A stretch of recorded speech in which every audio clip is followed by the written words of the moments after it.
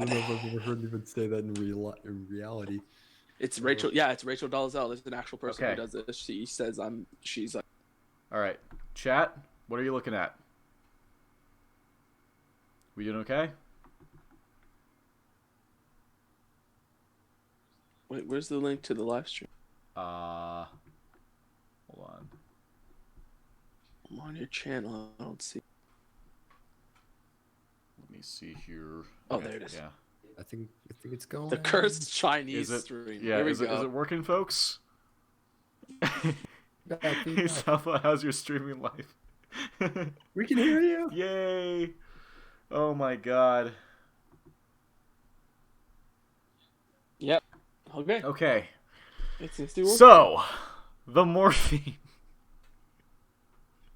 the fucking I need morphine. some morphine after Meanwhile, this back at the stream. morphine. We're still on morphine. Yeah.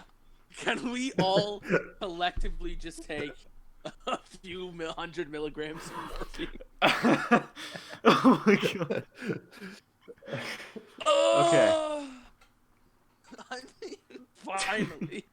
Hopefully this will be fine. Okay, so we were still stuck on talking about how the morphine in Knives Out makes How no sense. stupid the morphine is. So okay, so to recap, the maid, Fran, gets the toxicology report. She gets a hold of the toxicology report before anyone else does. And then How? Oh, because it was hidden. well, no, it was like she saw it in the mail, I guess, and then she looked at it. Evan, do you remember any of this? Didn't even catch that. That was the part that I was so confused on. Why did she put them there, like with the rest of that stuff? Yeah, I didn't know, but that. all I know is she sees the toxicology report before anyone else, which comes back with saying that there wasn't any morphine in his system, and then she sees Ransom tampering with the medicine during the like on the day of the reading of the will, and then she basically puts two and two together. So she hides the toxicology report, in this little box that the 13 Reasons Why girl uses to stash her weed. Of all the places to hide the toxicology report, I guess, she picks that. And then she sends Ransom a note, basically telling him to meet her at a certain place. Like it's like an abandoned laundromat, I think. Is strange. Yeah, so somehow they managed to get in there. I don't know how they managed to get inside what looks to be like an abandoned building. It's just unlocked, I guess. That part just confused the fuck out of me.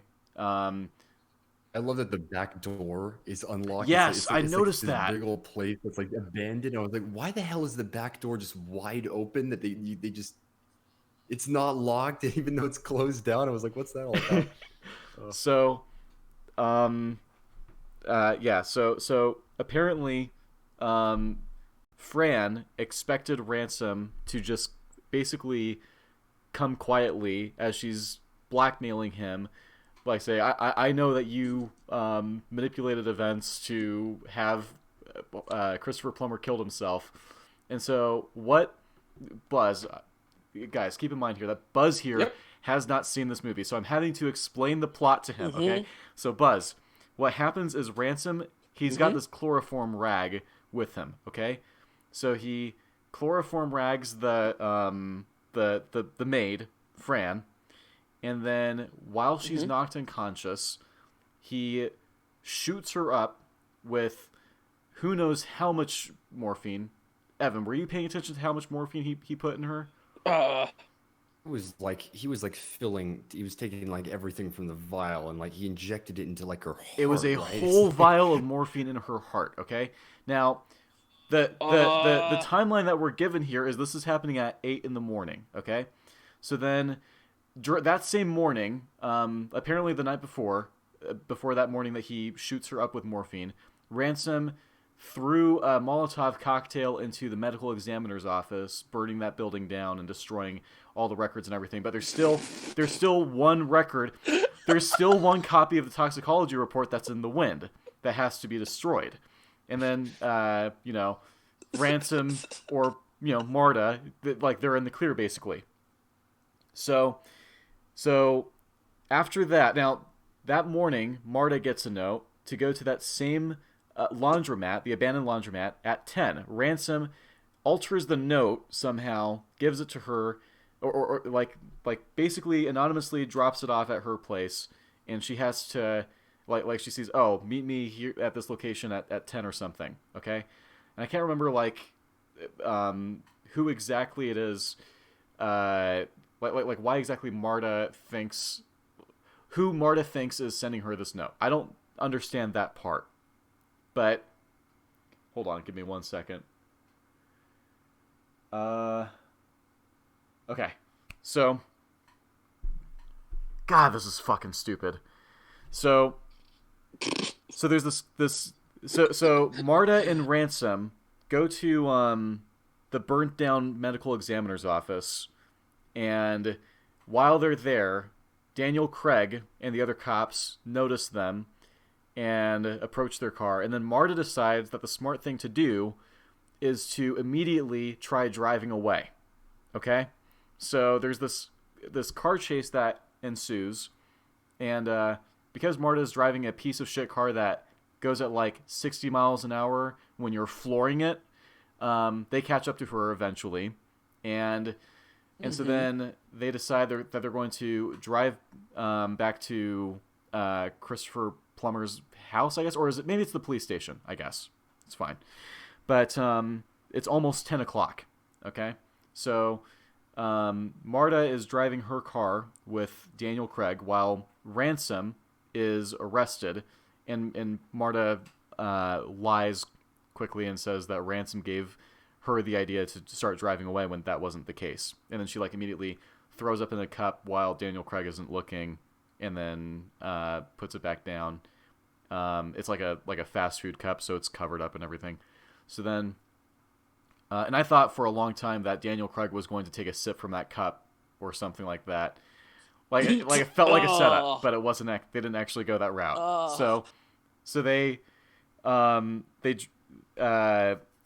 So Marta starts driving with Daniel Craig, and only Daniel Craig is in the car with her, right? And I'm not entirely sure why exactly it is that they just allow this when Daniel Craig is not a cop. He's actually a private detective. And Marta was the one that led the police on that car chase. So like it seems like, no, you should be under arrest too, but she's not under arrest. And so as they start driving, Marta realizes, hey, we're pretty close to that laundromat that I was told, that address that I was told to go to. So then she asks Daniel Craig if they can pull over this nail salon next to the address that she has to be at, because she has to go for an errand. And Daniel Craig allows her to get out of the car while he stays in the car and go into this nail salon. So then she sneaks out of the back of the nail salon and then goes to the same door of the laundromat, right? The back door. And it's unlocked still. And so she goes in, and at this point it's 10 o'clock. 10 o'clock in the morning, okay? It was 8 o'clock in the morning when Fran had like a vial full of morphine shot into her body. She should be dead, you would think, right?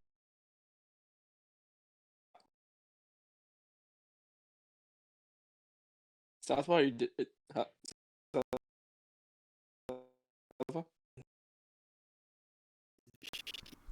She like wakes up. She has the whole like, and then like it's like Yeah, she's not dead. like, Okay, We will finish this guy. we will finish it. Refresh.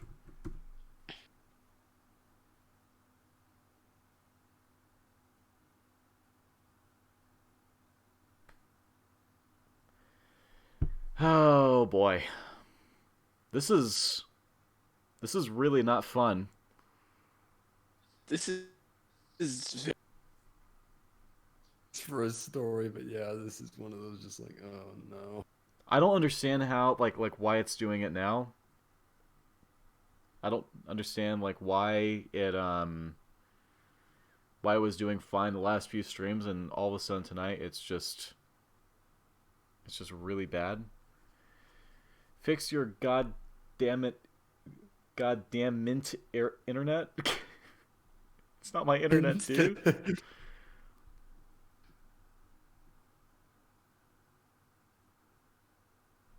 Oh my god. I refreshed and it's working for now. We back. Okay. Okay. All right. So I think we're back. Right? Chat, are we back? Chat, please. Chat, please. Chat. We could use your feedback, chat. Just nuke it Nuke it all. Good here? Yes, we clear. Yes, okay. yes. Yes. Okay. All right. Yes. Okay. So Okay. yeah, so Fran is Back in injected business. with like 100 milligrams of morphine, which we're told is supposed to kill you within 10 minutes, and she lives with that in her system for 2 hours. I mean, well, listen. What if she just had a strong heart, dude? Apparently. So I love What if more she was about just that a drug is addict, the so she had an insane? so I love more about that is that she's been injected and she has it in her system and like she saves him, or I mean she saves her by like performing CPR.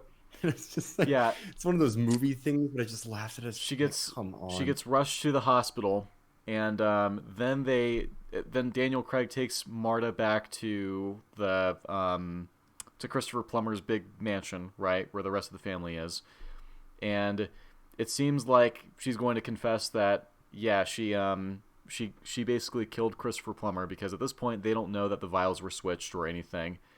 And then Daniel Craig finally puts it all together, and he has this big moment where he's like, eureka, okay?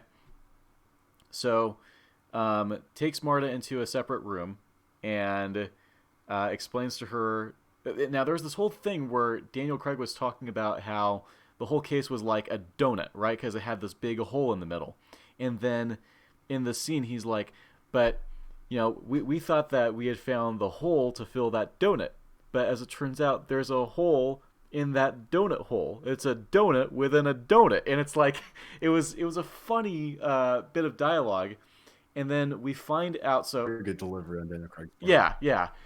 And so, God, help me, Evan, here. So, how was it exactly that they managed to... Oh, right. Okay, so remember the thing with Fran, the maid, not being dead? She's like, so in the laundromat, right, she like starts becoming conscious again, and she's telling Marta, you did this, right? Well, as it turns out, she wasn't saying you did this, she was saying Hugh did this. Wait, what? What? So why? Does she have a speech impediment? No. So she's like barely able to speak, and so it sounds like she's saying you did this to Marta when she's trying to tell her that Ransom, aka Hugh, did it. But if everybody refers to him as Ransom, why would you say Hugh? Well, apparently it's because she doesn't like Ransom, and I guess the people that don't like Ransom call him Hugh. Cosmic brain. It's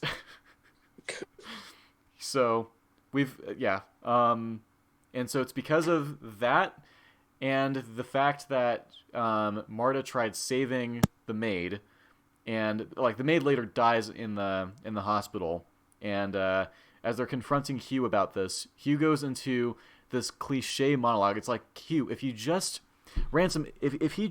shuts up, if he just shuts the fuck up here and doesn't say anything, then he gets away with it. He doesn't, however, and he basically goes on this monologue about how he was just trying to, help his family because they were getting cut out of the will, basically. And then he... So then Marta gets a phone call from the hospital, and she answers it, and she says, "Oh, Fran's going to be okay." And so then Ransom says something like, "Well, at most you can get me for attempted murder, Well, then, Marta then basically vomits all over Ransom, and it turns out that she was lying and that Fran's actually dead. And basically, Ransom has confessed to murdering Fran. So then, Damn.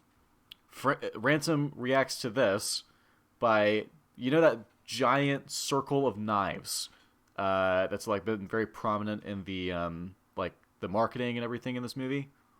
Mm-hmm. So he grabs one of those knives and he lunges at Marta, right? And tackles her to the ground, and it looks like Marta's been stabbed, but it turns out it's a prop knife. So the blade doesn't actually stab her; it just goes into the hilt. It's a joke. Now there is setup for this where they mention that Ransom can't tell the difference between a real knife and a prop knife. That's like that happens really early in the movie, and it was actually What is the context of them saying that? I think that it was Christopher Plummer that mentioned that, right, Evan? I believe so. Yeah. And I can't remember like why he brings it up. It was fine when he brought up like it didn't stand out to me too much. But yeah, so there's a little setup for that joke, then there's a payoff at the very end. It was funny, But yeah, basically the movie ends and Ransom is arrested, and the rest of the family they basically are cut out of the will completely.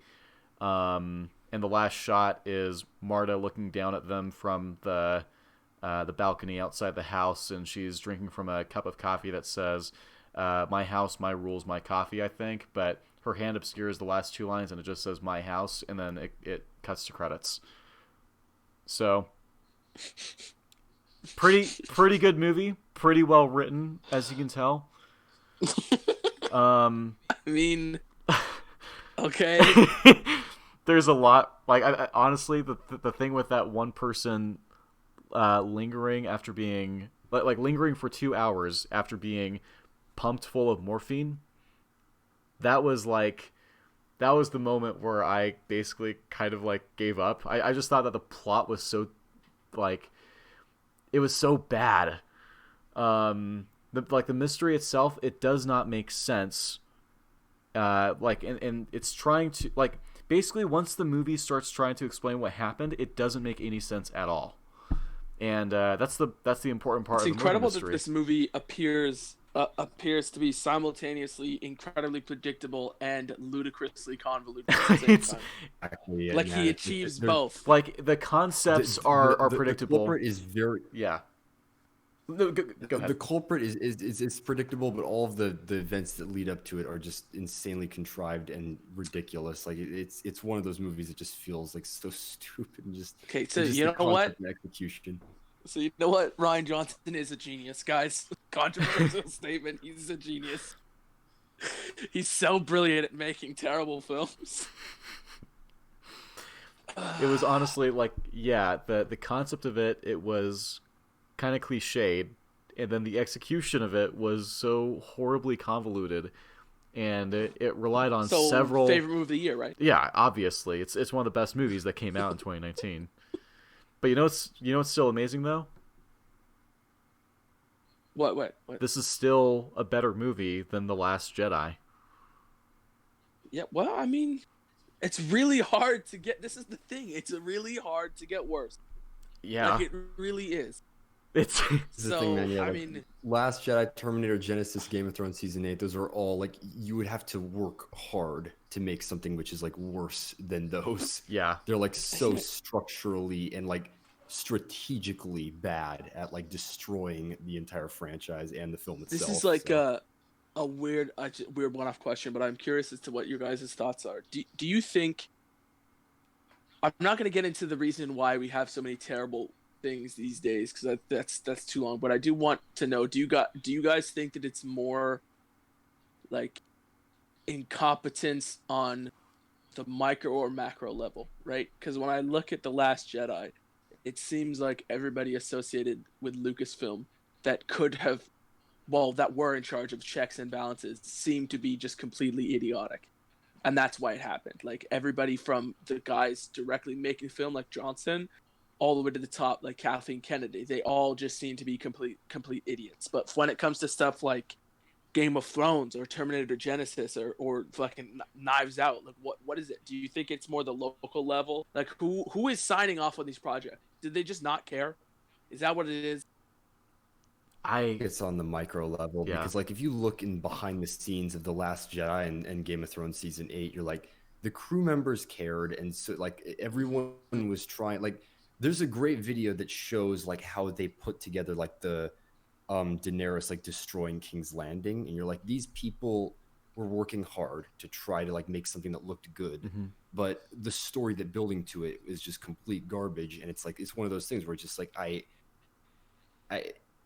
I think people who are like involved in films, like the big crews, are the ones who care, but like the just bad writing or bad direction can just kill a film. It can kill like anything, and I think that there's just specific decisions that can like just that are made that ruin what could otherwise be great stories. So you got to imagine that there are some people, like there must have been so many people. Well, I didn't know this because of the actors, but there must have been so many people a part of the crew on season 8 that just knew this was not good, and they couldn't do anything about it.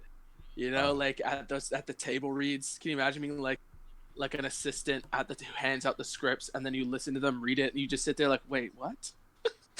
Mark Hamill spoke out against The Last Jedi, but like you have so many actors who were not happy with Game of Thrones season 8. You have so many interviews of them, just like Mark Hamill, who are calling out the show. You're like, yeah, I was kind of disappointed. It's like, oh, well, that's the thing. okay. Like, The Last Jedi really broke some barriers, right? When it came to like people both in and out of the industry criticizing something, but it was still like a lot of people still had to keep tight-lipped, right? Because they don't want to burn bridges. But then season 8 really stripped down any barriers that remained. Like so many people were totally fine to be like, yeah, it's garbage. It's like fucking literally everybody was piling. So, I mean, it's just sad, I guess, because I think I do agree that it's micro level, right? That ultimately you can have the most talented people in the world, but because D&D are making those decisions for the script, it's just doomed from the start. But I also do think, based on people like Kathleen Kennedy, it's like a producer level problem as well, because they just don't care. Like people like clearly, like when you read what JJ was saying about the production for Rise of Skywalker, they started pre-production on episode 9 with no script. Like that's insane. Someone Lime Green Hunk asked, why does Knives Out have a 93% audience score on Rotten Tomatoes? Because on a surface level, the it's fun, I guess, and people enjoyed it, and so they rated it positively. You have guys, just remember, Black Panther has like a 90+. Well, you've got user rating. You've got political pandering. You've got political pandering through dialogue, where so one of the first lines that comes out of Hugh Ransom's mouth is he's talking to 13 Reasons Why girl and asks, "How's that SJW college degree going?" And so the bad guy uses the term SJW unironically. You've got the kid holding the phone in the little picture that you see here. He's like, the first thing that people will say about him is he's a Nazi and an alt-right troll. And apparently he masturbates to pictures of dead deer. That's also mentioned. Now, Buzz, I need to mention to you that it was this kid whom Rian Johnson said it himself was based off of the people who criticized him on Twitter about The Last Jedi. So this kid is actually this Nazi alt-right dead deer picture fetishist. He's supposed to represent the people that didn't like The Last Jedi. That is how petty this guy is. Like he's such a thin character. Like they could have gone so overboard with it. He was just on his phone the entire time. I would have. Didn't play any role in the story. I'm sorry to interrupt, but Baowen made a fantastic fucking comment. He says, "Why is Jay in the poster?" And now I can't unsee it. He does look like Jay. He does kind of look like Jay.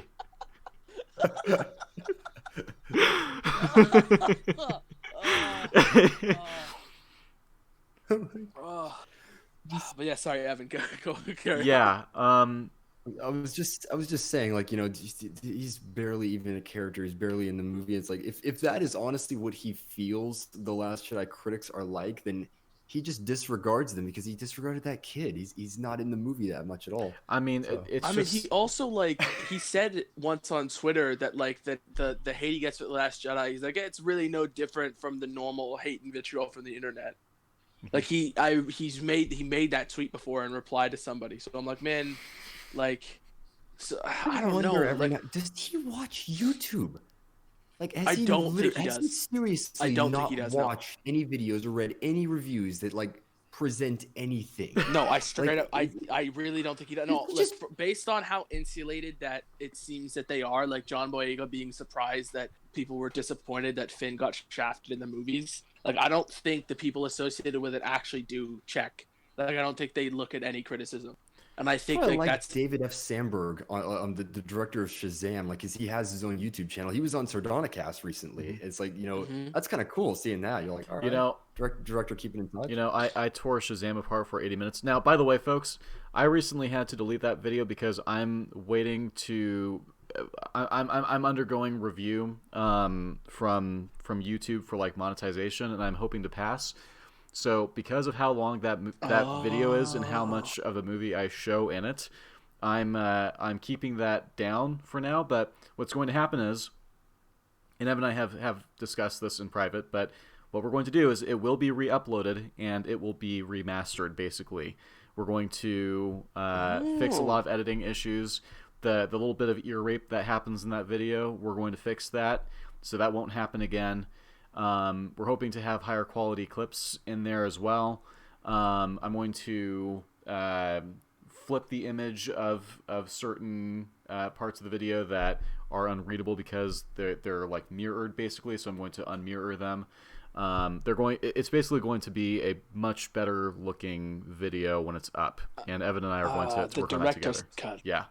So, but just going back to what the thing about David F. Sandberg, like David F. Sandberg sounds like he seems like a really neat person to talk to and someone that can is a good sport about criticism. But Ryan Johnson is just the pettiest, just most immature asshole that I've ever seen.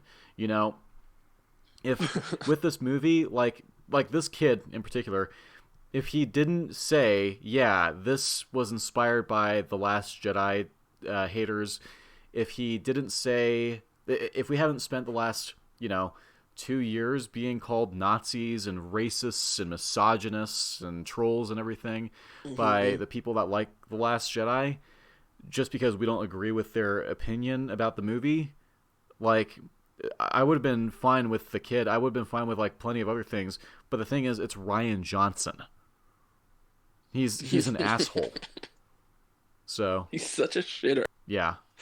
That's the thing. Like, there's nothing worse to me than what frustrates me about stuff like Black Panther and Captain Marvel is that because they are touted, and The Last Jedi, I guess, because they're touted as like being woke, right? Like they're like, oh look, it's representation.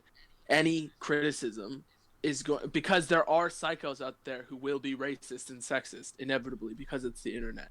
Yeah. They can just focus on that and then rebrand any actual criticism or not liking the movie under the umbrella. And then they just use that negative publicity to boost publicity in general, and they just double down. Like, that's the thing. They won't learn anything from Black Panther and Captain Marvel because both movies made over $1 billion. Like, they're just gonna double down. Like, they don't care. Well, this is because any legitimate criticism is just gonna be thrown aside. And yeah, like there's a lot of political pandering. There's a whole thing about they're debating the whole stuff with kids being put in cages at the border. Like, that's the thing that comes up like between characters, and it's overall irrelevant to the story. As Brown Table would put it, it has little relevance to the plot in any way. But they decide to like script a whole Trump debate, and they mention the red hats, and you've got Toni Collette saying that there are Nazis in the streets and everything. Which, I mean, like, I guess if you're referring to the Charlottesville protest, then sure, I guess.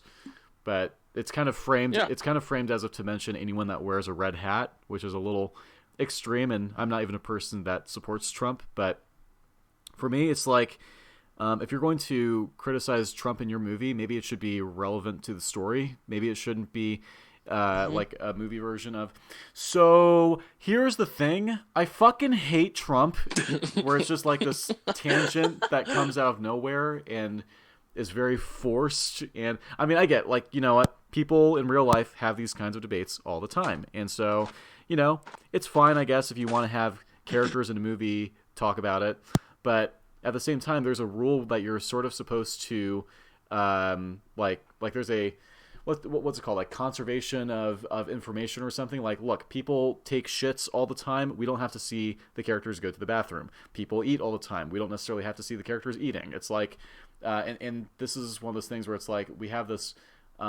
political debate between these characters that is supposed to build character, I guess, but it's overall, you know, it's hard to say it. It's hard to. Yeah, we call this one the cursed Chinese stream for a reason. Oh, you see, what happened is you mentioned Trump, and then the Trump curse incited our live stream. Yeah. That's what happened. This is gonna be interesting to, like, actually. sorry, that's terrible. This is gonna be interesting to rewatch after it's finished airing. There's gonna be like a lot of cutting around and shit. Yeah. It all checks out, guys. It all makes sense. Is the stream Let's see. doing okay now? We're at 720. Yeah, this is the settings I recommended to you, didn't I? Let me look. Is that real? What is? Evan, is that real? Yeah, he posted that. I don't know if that's actually him. Oh my I God. could be wrong, but yeah. Yeah, that's. Why that's does he look like? Lee. Why does he look like exactly what I imagined? That's not Major Lee. That was my thought. I couldn't find a picture That's of him. not I was like, Major oh my League. God, Oh, hey, does that actually we're look- good again. Okay. Oh, everything's good. Okay. Yeah, okay. But that's not what. Is that actually what he looks That like? is actually what he That's looks not like. Major Yeah. Lee. That is. Isn't that it? is him. Wait, I've wait, seen. I thought he looked different. No, I've seen. Oh, I've seen okay. his picture. That's him.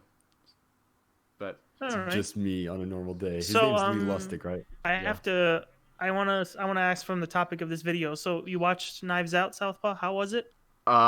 we've spent the last hour or two trying to get past one retarded point of the story because the stream keeps tisming out and China keeps attacking the stream, but it's not a good story. God damn. Not a well-written story. Some good acting, performances, really really tight editing, but It's okay. Chris Stuckman grew up with Knives Out, so it's good. like it doesn't it's it's not as bad. It's not as bad as The Last Jedi by a long shot. Well, I doubt anything could be worse than The Last Jedi. Well, like The but- Last Is it better than Looper? Well, don't speak before Game of Thrones season 8 came out. That's what we were all saying. Oh, I don't Yeah, that's true. Oh yeah, that's true. Holy shit. Evan, is this movie better than Looper? What do you think? yes. Yeah. Yeah. Well, what do you think of Looper? In all Just honesty, by the way, guys, just want to put some sadness in your eyes, in your souls. Angry Joe gave this an 8 out of 10. He gives everything an 8 out I of mean, 10. but he doesn't upset me though. I don't care what Angry- he has to say about movies. Angry Joe's just a retard. Like he is I did like what he said at the beginning of the review, where he made a joke where he was like, "Before we begin, I just want to say that this movie gets a 2 out of 10 because Ryan Johnson destroyed." to answer your question, Evan, like I haven't seen Looper in a while. I just remember like it was pretty bad. Especially given that It was. they have a scene dedicated to saying don't think about the time travel and how it works, which is Yep. It's my favorite part. That was really kind of funny. It's huge like, cop what do you want me out. to do? Pull out a? I What do think you want me it's to do? gonna Fill out a be timesheet or something? Oh, it's He so says, awful. "What do you want me to do? Make a diagram out of straws and salt." yeah. Yeah, that's Good job, Ryan. You're really. Yeah, Angry Joe is one of those movie critics that He's just so I unreliable don't go when to it him comes for to game. taste. I don't go to him for movie reviews. Like, I go to The him for only game reviews. movie review of his that I've seen outside of EFAP was The Last Jedi, and actually I thought he was pretty on point with that one. Yeah, that's the thing. He was Other than absolutely 100% on point with The Last Jedi, which makes me wonder. It's one of those things. Why is he so inconsistent with films? No, actually, it's more like The Last Jedi is just so bad that not even Angry Joe can defend it. You know, it's like with Jeremy, like his taste in movies doesn't align with mine either. Talking about Jeremy from Geeks and Gamers, Jeremy Johns is actually, I like him quite a bit. I love Jeremy. Yeah, like Jeremy Johns. Yeah, Jeremy Johns actually, you know, kind of diverged a bit from the rest of the critics, and he was actually the one saying that Knives Out is like, it's fine, it's not that great, it's not as great as everyone else says it is. And to be fair, it's like, I would say it's like a 4 or 5 out of 10 movie. Like, it's just, it's not great. It's not good. One thing I heard you guys talking about, well, since you guys are mentioning the Trumpisms earlier, you know what that reminds me of? What? Reminds me of the scene in Life is Strange 2, where the white ass dude like that owns the gas station kidnaps you and your brother, and he's like ties you to, he like chains you to a air conditioning unit, and he's like, maybe